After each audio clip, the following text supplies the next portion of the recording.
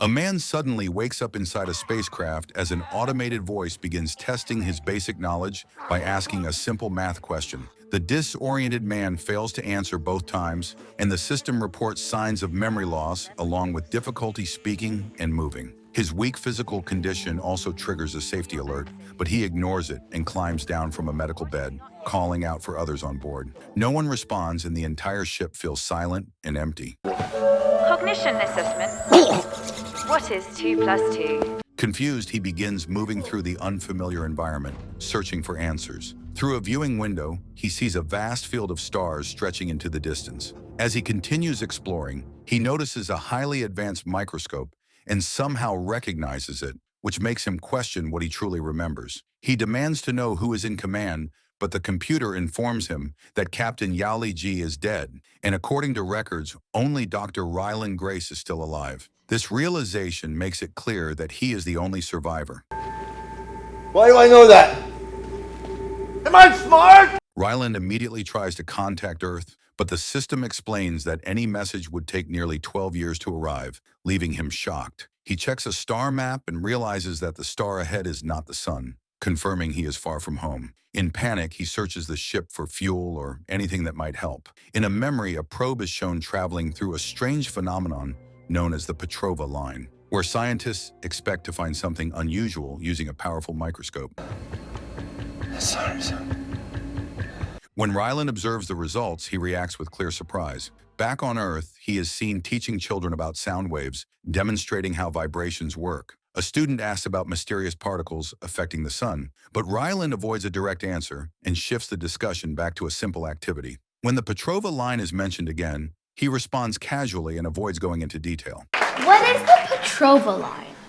Ah, pass! Later, Ryland explains the Petrova line more clearly, describing how a scientist named Irina Petrova discovered an infrared trail connecting the sun to Venus. Scientists sent a probe to study it and found unknown organisms that seemed to be reducing the sun's energy output. He explains that over the next 30 years, Earth's temperature could drop by 15 degrees, destroying crops and leading to mass starvation, affecting much of the population. Despite this, he reassures the students that experts are working on a solution. Right now, the best minds in the entire world are on it. Back in the spacecraft, Ryland wakes again, still alone, and struggles to carry out simple tasks in zero gravity. In another memory, a woman named Eva Stratt arrives and introduces herself as part of a task force studying the Petrova line. She brings up one of Ryland's old research papers, where he argued that life might exist without water, a claim that caused controversy and led to him losing his position after offending another scientist. Eva explains that he is no longer welcome in his field,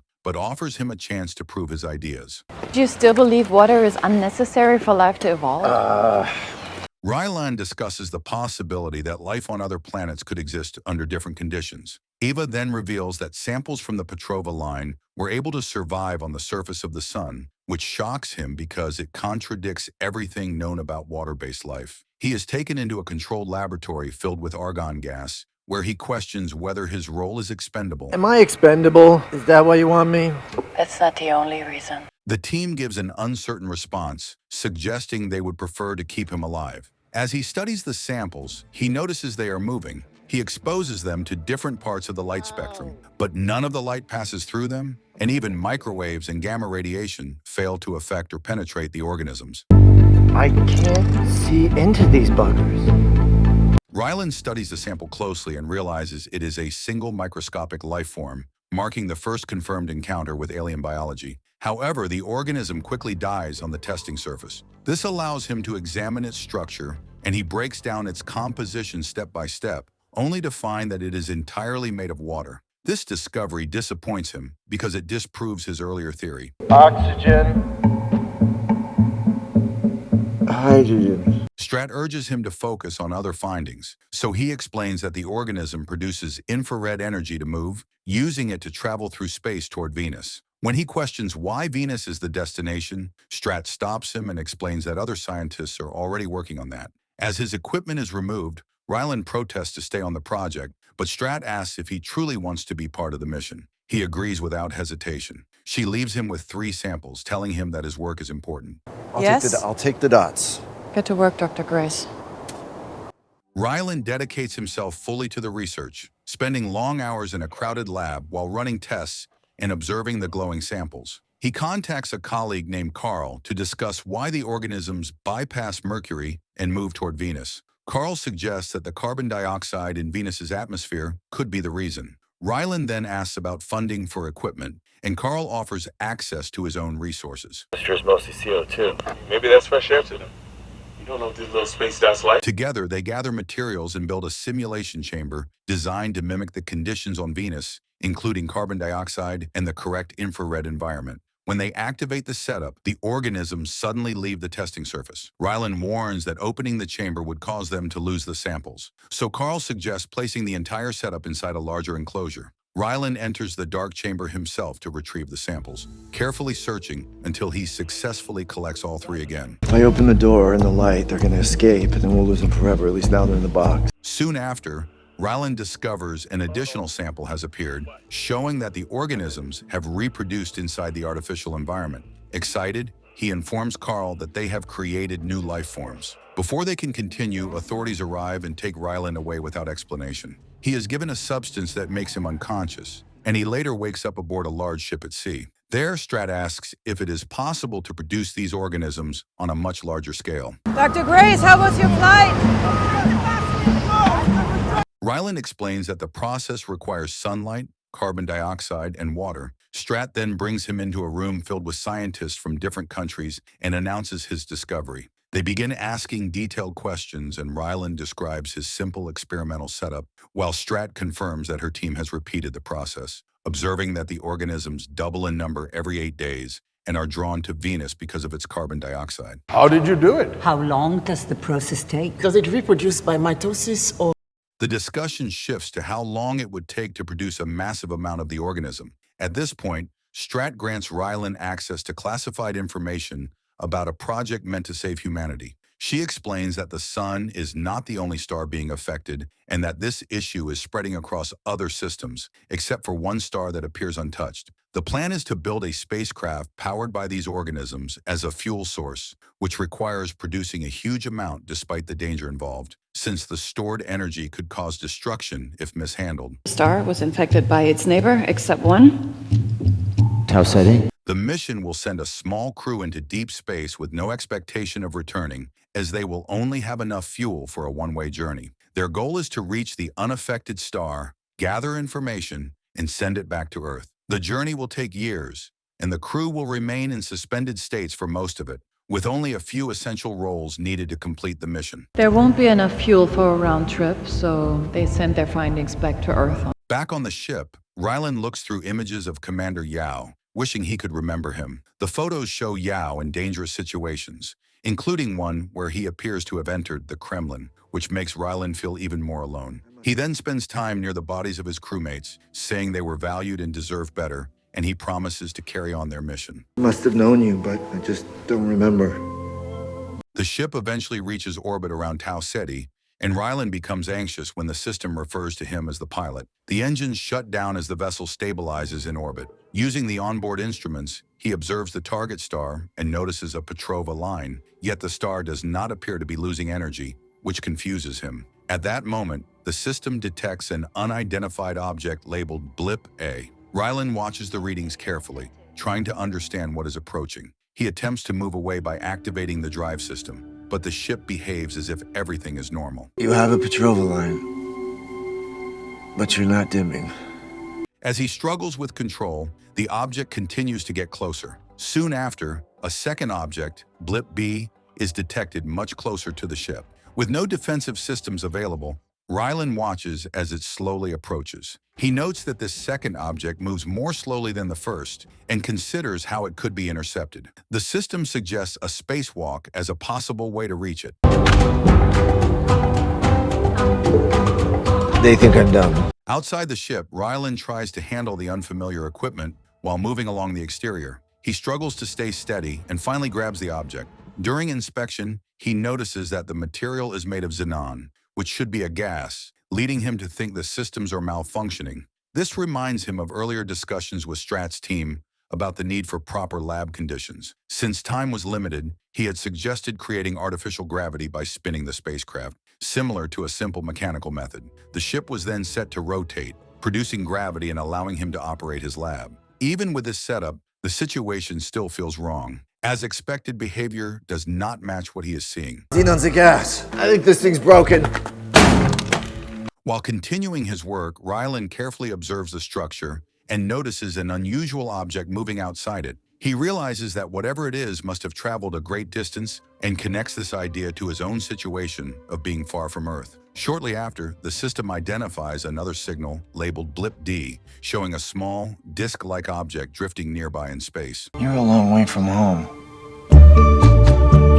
Rylan looks out through his visor into the darkness and notices a large structure drifting near Tau Ceti. As he moves closer, he realizes it is a massive alien spacecraft that has been heavily damaged. A passageway from his ship to the alien craft is established. He enters through an opening and makes his way into a narrow, twisting passage inside the wreck. With only his helmet light to guide him, he carefully crawls through the tight and dark corridors, observing the strange crystalline walls and unfamiliar design.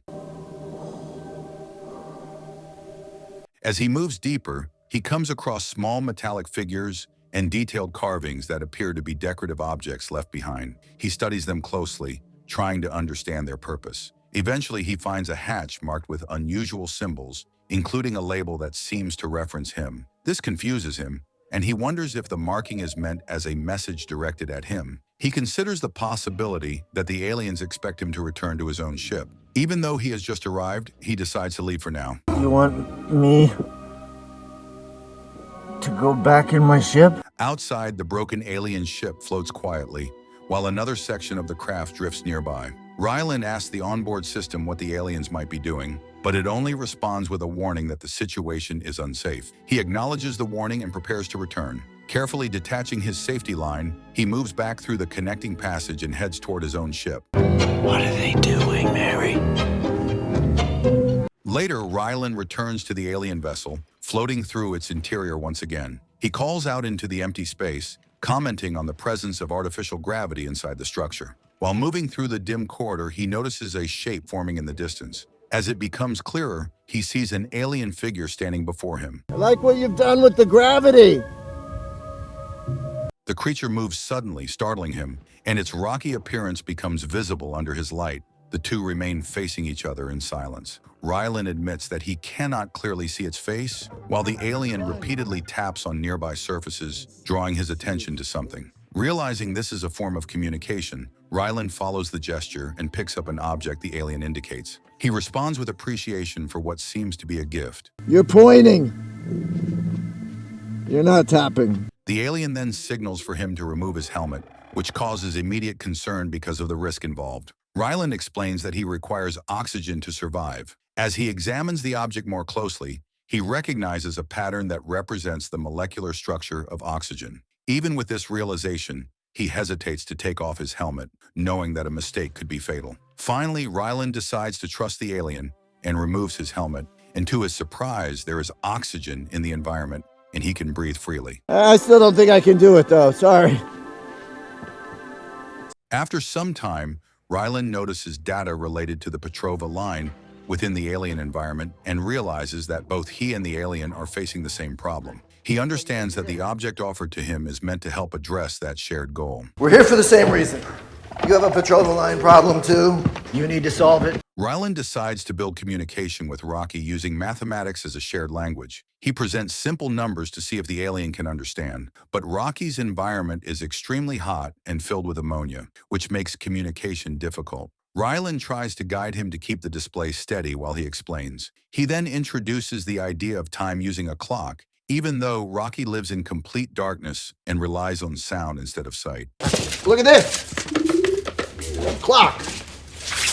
Rylan gives himself a name and refers to the alien as Rocky because of its rock-like appearance. He also teaches simple human gestures to represent meaning, including positive signals. Rocky attempts to copy a gesture in his own way, which makes Rylan feel relieved to finally have a companion after being alone for so long. Rocky responds by showing his own version of a timekeeping device, and the two begin to connect over the idea of time. Nope, that's thumbs down.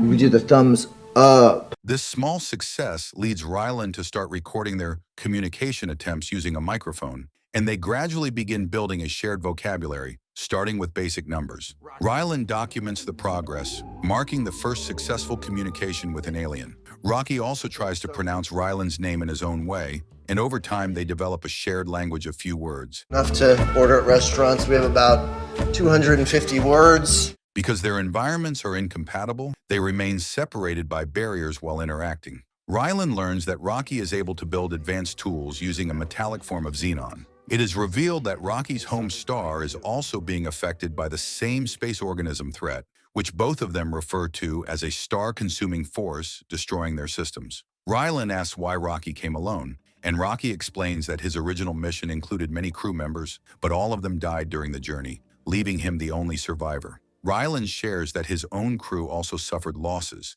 with only him surviving in the end. Rocky then corrects something Rylan said, showing careful attention to detail and communication. We call it astrophage. It means star eater.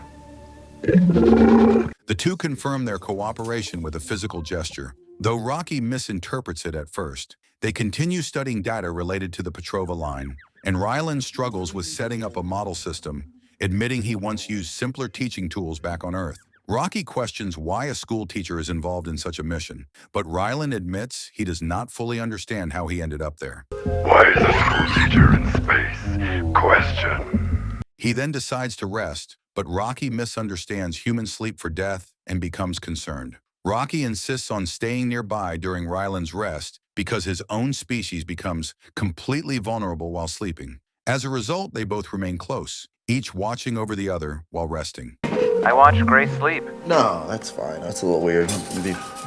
In a flashback, Strat introduces Rylan to the mission crew, including Commander Yao, Ilyukina, and Dubois, who represent the pilot, engineer, and scientist roles. Rylan demonstrates the spacecraft's powerful engine system powered by astrophage. The crew also discusses a planned end-of-mission protocol involving euthanasia if the mission fails. Rylan observes a demonstration where astrophage destroys a large amount of metal, showing its extreme energy potential. Commander Yao explains that courage comes from protecting something important. Once the mission is complete, we have the option to end our lives. Back in the present, Rocky enters Rylan's ship wearing a protective structure and suggests they collaborate on scientific work. He immediately begins criticizing the human equipment and shows interest in several objects on board, including tools and decorative items, which he finds fascinating. Rylan attempts to establish boundaries, explaining that they are separate individuals with different roles. But Rocky ignores this and asks where he can sleep, assuming he now belongs there. Rylan accepts that he now has an unexpected roommate. Just show up in a space ball unannounced and move into someone else's spaceship, right? There has to be boundaries. Rocky quickly begins taking control of tasks in the ship, insisting on his own methods, which frustrates Rylan. Their differences in behavior and communication create constant tension. Rocky also comments on human habits, including eating, and criticizes Rylan's actions while revealing he can hear him from far away due to his advanced hearing, leaving Rylan with no real privacy. Despite the tension, they continue working together. Rylan shares experimental instructions, and Rocky modifies systems to connect sound and visual outputs to assist communication. However, Rylan remains uneasy as Rocky's species lacks understanding of concepts like relativity and radiation, making coordination more difficult. Yes, Grace say you can hear this. What about this? Yes. Oh my god. Rylan realizes that radiation is likely what killed Rocky's original crew, especially near the fuel areas. He also notices that together they compensate for each other's weaknesses, each filling gaps in knowledge the other lacks. Rocky then suggests using a planet's gravity to help them stay in orbit along the Petrova line, a solution Rylan admits he had not considered, while Rocky already worked it out. They agree on a plan to orbit Tau Ceti E and gather astrophage samples, with the ship estimating arrival in just over 11 days. Ceti E in 11 days, 3 hours and 14 minutes. Thank you, Mary. To build trust, Rylan shows Rocky a visual simulation of Earth. He describes oceans, beaches, and forests, and both of them treat it like a comforting image of home. Rocky watches recordings of Earth culture and becomes curious, eventually saying he likes Earth and misses conditions from his own world. Rylan asks what Rocky misses most, and Rocky mentions a mate he deeply cared for, then asks about Rylan's relationships. Rylan explains that the person he cared for left him for a man named Mark, believing he was too focused on work. Rocky responds bluntly that he dislikes Mark, which makes Rylan laugh. Rocky also reflects that even a long shared life still did not feel like enough. What about you, Rock? What do you miss most about home? My mate. Now she's with Mark. Rocky hate Mark. Later, Rylan remembers a memory from his time before leaving for space. He speaks with Strat, and the conversation reveals she has a background in music and admits she struggles with staying composed or mysterious, describing the farewell events around the mission as strange and emotional. He comments on how unusual it is that people form close relationships, knowing the mission is likely fatal. Rylan asks about the emotional difficulty of sending people on such missions, and she questions whether he truly believes the mission can succeed. Around this time, scenes show the crew and others spending a final night together in celebration while Strat sings a song, mixing joy and sadness as they accept the possibility that they will not return. What, the whole thing? Yeah. God willing. Back on the ship at planet Tau Ceti E, Rylan reflects on the experience and wishes Rocky could understand it. Rocky, however, focuses on practical details and criticizes the naming of Tau Ceti E since it is only a generic system label. They begin deploying equipment to collect astrophage samples while orbiting the red-lit planet outside the ship. Rocky asks what Rylan is doing, simply observing the view, and Rylan explains that discoverers often name new places. Rocky suggests a very literal name, but Rylan encourages something more meaningful. They finally named it Adrian. Need human word for Rocky mate. In the lab, Rylan analyzes the collected samples using centrifuge equipment and discovers that astrophage levels are balanced in both directions. He realizes that if the organism were simply multiplying, the levels would be uneven, so something must be regulating it. Further analysis reveals unexpected bacteria present in the samples, meaning the planet supports a full ecosystem. Rocky becomes excited at the discovery of life. Rylan concludes that this native life likely keeps the astrophage population stable by naturally controlling it. There's life on Adrian. Rocky suggests bringing this controlling organism back, but they face a major problem since the planet's atmosphere is too dangerous for their ship. Rocky proposes using a long tether system to lower a collector into the clouds, treating the mission like a controlled retrieval operation. However, maintaining stability is extremely risky, and any mistake could destroy the ship. Rylan struggles with the piloting demands, while Rocky warns him of the consequences of failure. If we get within 5 kilometers, we'll be ripped into a million pieces and then we'll burn up. Game over. Before continuing, Rocky records a message intended for Earth, expressing optimism about their progress. Rylan then admits that the transmission is not live, and that in reality, this is a one-way mission for him. Rocky reacts with shock, realizing Rylan does not expect to return. Rylan explains that he has already accepted this outcome and is prepared to sacrifice himself if it means the mission succeeds. What? We had enough astrophage to get here, but not enough to get back. Rocky struggles to find the right term, while Rylan lightly dismisses it as unimportant. Rocky then performs a careful calculation and determines that he can give up a large amount of fuel, which would delay his return home by several years. Despite the cost, he insists on doing it because he refuses to lose Rylan after already losing his own crew. Rylan accepts this decision, realizing how serious Rocky's commitment is. I can give. Rylan then admits that he never truly accepted the idea of dying, and that his earlier acceptance was only something he said to stay composed. Rocky responds in a simple but unexpected way by moving closer and initiating a physical gesture of comfort. Rylan explains how humans express closeness through an embrace, and Rocky tries to understand the idea, even asking when such a gesture is supposed to end. Rylan tells him it is not about timing, but about feeling. Whoa, whoa, whoa. What? What's happening? A hug. On Earth, Strat reviews simulation results for the sample collection system and confirms that the test was successful. She praises members of the team for their accuracy and instructs Rylan to acknowledge the recognition properly. She then shows the large-scale satellite and mission preparations, reminding him that launch is only a few days away. Suddenly, an explosion occurs at the test area, and they rush to it. Can you take the compliment, please? No. It's an order. Back on the ship, Rylan activates manual controls and begins deploying equipment into the atmosphere of the alien world. He describes the result as better than expected. Rocky compares the operation to a form of fishing and follows the process with excitement. A signal confirms the equipment has reached the correct depth, but Rylan is required to leave the ship in a spacewalk to retrieve the collector himself. Outside, he finds himself exposed to extremely harsh conditions, with intense heat and environmental instability surrounding him. Rocky provides encouragement. Now comes the fun part. Grace go out on hull to retrieve collector? No fun at all. It's a joke. As the collector is pulled back, the ship begins to shake under increasing stress. Rocky helps guide the retrieval process, and both of them react strongly as the equipment finally returns. However, warnings appear indicating dangerously low altitude, forcing Rylan to act quickly. Rocky becomes increasingly anxious and urges him to return before conditions worsen. But Rylan refuses to abandon the mission before securing the equipment. A deep structural sound begins to spread through the ship as the planet's gravity strains its systems. No, Grace. Bad idea. Come inside.